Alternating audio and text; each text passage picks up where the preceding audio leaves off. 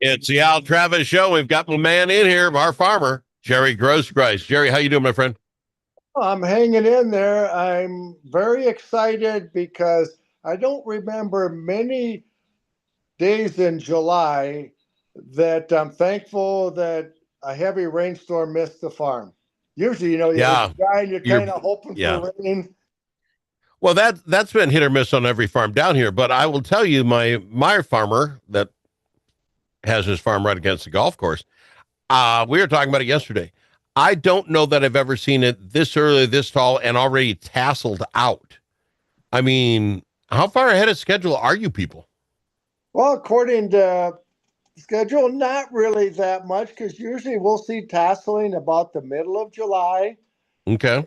And my corn this last week, I was mowing the driveway ditch along the nice field of corn, and I Mm-hmm. could see some of the pollen laying on the ground. It was shedding pollen, it was pollinating. And sure, it All was a right. little warm this week, but we sure aren't moisture stressed. And the high humidity helps the corn, makes us a little miserable, but if it's good for the corn, I can sweat. You'll get through that, no problem. Yeah, I get you there. I saw a story with Angie Craig, Representative Angie Craig. She was interviewed for something of the Powers That Be podcast. Anyway, she was talking because she was very upset about the passage of the reconciliation bill and how that's going to impact the farm bill. Do you go through all that? Do you understand it? She said she's really upset that they might cut the nutrition title out of the farm bill, which she said would lose 100 to 150 Democrats. Is the title I mean, what am I missing? Why by the title is that whether you're going to vote for it or not? Well, the farm bill used to be the food, nutrition, SNAP, food stamps, whatever it's all been Yeah. called. And then there was a conservation title, and there was the commodity title, for the major crops. So it was all in one big bill, Rural Finance Authority, that was all in the quote farm bill. Well, they did split it up. They put the conservation titles. I don't think they've done anything with that. But the food and nutrition, as I understand it, and the commodity provisions were put in that quote big beautiful bill. Okay. So now, if they come back and there's one train of thought that thinks, well, now it'll be easy to get a farm bill passed because the contentious parts of it are in the quote big beautiful bill. So Yeah. we've got the Rural Finance Authority and conservation provisions. So it would be easy to get a farm bill. And then there's others that think, and now it's even going to get harder to get the rest of the farm bill through because we split it up. So there's a difference of opinion on whether it's a good thing or a bad thing.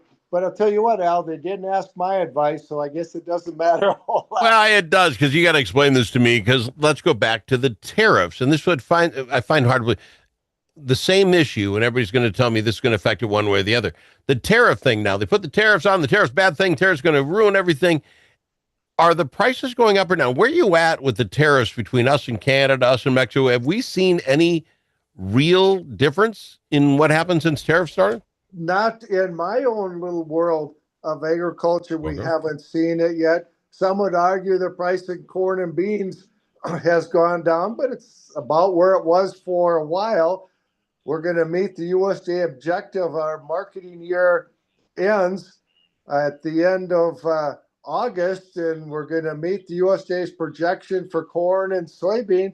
So it hasn't maybe had that much of an effect yet. I was a little worried about the fertilizer because, for example, we import a lot of fertilizer, and now is usually the time when the retailers, the co-ops, are starting to fill up their sheds with fertilizer again, getting Yep. that quote, getting it ready for fall. And I haven't heard anything yet, but here in a couple, 3 weeks is when I start looking at what's the price of fertilizer going to be this fall and nitrogen or anhydrous. And we're still kind of in limbo there. So limbo. So maybe not so much yet. It might come, but not so much yet. Well, I guess my thought is everyone seemed to make it think once you start talking tariffs, everything was going to go haywire right away. I don't know, what is 6 months into this bad boy? You don't see it. Is that something on the horizon? Is something they're worrying about and just fretting for the sake of fretting? Well, I think there is reason to fret, but there really hasn't been much of an impact. And the other thing, this is scary, but I think I had it right months and months ago when President Trump was throwing all these things out. Those sorts of things in the past went on behind closed doors in negotiating these trade management deals. They weren't really free trade deals. They were like NAFTA. You've heard of NAFTA, right? North Oh yeah, American absolutely. and, Yep. Free trade and agreement. Yep. NAFTA too. Well, that really wasn't a free trade. It was managed trade where the negotiators decided we want this and Canada wants that, and Mexico wants that. So we agreed. So it was really regulated trade. So when President Trump came in, he's throwing all these things out. So he's negotiating with other countries out in the public. Yeah, and I love that. So we know what's going on. I got one quick question before we go to the break here, Jerry. You've been out to county fairs. You've been doing some county fairs. You probably noticed this a little bit. A lot of ladies wearing them spandex pants. You know, I'm talking them yoga pants. Mm-hmm. Can I get your honest opinion on those? I'm telling you, I'll tell you right up. I'm against them. I don't like them. They shouldn't. There's a certain size they should never make past a certain size. I'm not for them. Your thoughts on spandex and the pants you're seeing at the fair? And I got a reason for asking. I'll get ready. All right. We'll talk to Jerry about spandex. I believe if he's honest, he's going to tell me he's not a big fan because he's about my age. We just can't believe folks are wearing those things. But I'm going to tell you, when it comes to his pocketbook, he's going to change on a dime. Uh-oh. We talk corn, spandex, and Jerry's wallet. Coming up right after this on the Al Travis Show.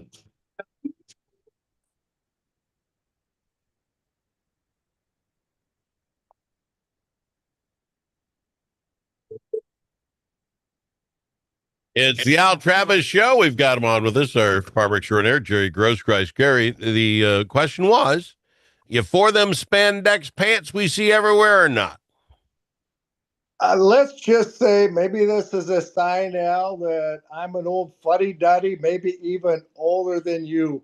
But my thought is maybe people shouldn't be wearing that. But there again, to each his own. So if somebody's walking out there and they have spandex on, you know what? I just don't pay any attention. Here's the thing, Jerry. I knew you'd say that because we're old and we just like the traditions of the past. But I will tell you, you're going to change your mind right now, according to Star Trib. In the not so distant future, the stretch in yoga pants is going to come from Midwestern corn. Cargill, with a joint venture, opened up a $360 million plant in Eddyville, Iowa, this month that can turn corn sugar into the building block of spandex and other products like that. Jerry, more spandex the better now, Jerry. Sell that corn. Best invention since ethanol. You're right. Probably take as much corn. I've seen some of those gals in Eddyville, Iowa. Sorry, is that okay? That was wrong. What's weird about it, Jerry, and I know you're gonna love this now. This is why it hit me so funny. I was out looking for some golf shorts and some Drex slacks, you know, and to find pairs made out of real material, cotton, is almost impossible. There's all this stretchy thingy and 95% that stretches left and right. I don't like any of it. I don't. My wife hated it. Oh, these look good. I don't care what they look like. I want cotton on bod. So we went through all this. Then all of a sudden, this yoga thing comes out. Well, they make it out of corn. I guess that's the same as cotton. I could go for it if it's, you know. And who was it, Al, that told you at some point in the past that anything they can make out of oil or petroleum, they can make out of corn and soybeans? Because for years we've been wearing shirts made out of corn, promoting the Minnesota corn growers. And the other thing that's cool about it is when you're wearing a polyester shirt, you put it in the landfill, it'll last for a few hundred years. You put something made from corn or soybeans, in a few years, it's all broken down back to the earth again. No, and I'm with you with that. I just, you read all those tags on everything, and it's not saying made out of corn or is made out of polyester, this and that. I flipping hate it. That's just me. But one point that's kind of sad, I've been reading a lot. Cotton farmers, we don't grow cotton obviously up here, but down south, and they are just in a tremendous world of hurt, partly because of all this, because you pointed right out, people don't even have the choice of going and buying something cotton Yeah. if they wanted to. Oh, it's almost impossible to find. It's terrible. And so anyway, that was my thing. Here's the other thing. USD Worldwide Supply and Demand Report. I'm sure you read the WASD. Yep.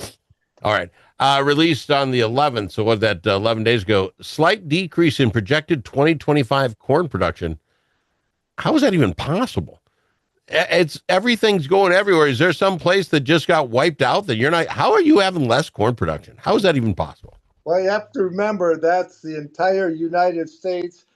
The Midwest is big, and so there's some areas that aren't quite as good, even though things do look pretty good in Minnesota, except Jerry's farm and my neighbors because we got so much rain. Yeah. But yeah, this is a big country. Even the Midwest is huge. And so actually, now that you bring it up, my blood pressure started to go up just a little bit again. Because if you looked at the numbers, it was actually maybe a little bit friendly in that carryover for this year, carryover for next year, and world carryover was down a little bit, but yet the markets went lower a little bit anyway. All right. My last big topic for you, and it just scares the bejesus out of me, and I don't even know, it looks right out of brown. Soybean gall midge larvae have been found in southeastern Minnesota. University of Minnesota Extension entomologist says the detection in Dakota County indicates the pest is spreading eastward. How does the soybean gall midge larvae, I get if it's in is it crawling across the street to the next guy farm? How is that moving along?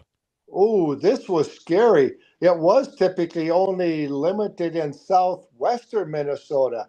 And the scary part, it's a little fly.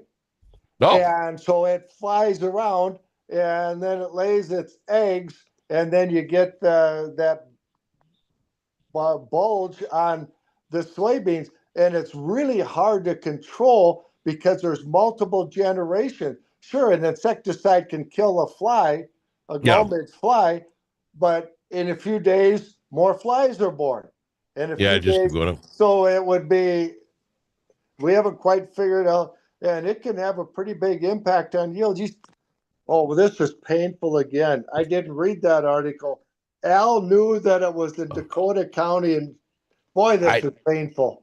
See, you'd think I'd just show up and ask stupid questions. I'm out here reading this stuff up because scared me about it is I'm not sure how those kind of things spread. Now, it's a fly, so it can fly across the street. I get it. But they're talking the larvae in this thing. It's like, what is it, squiggling across the road to get to the next branch, or is it birds picking it up?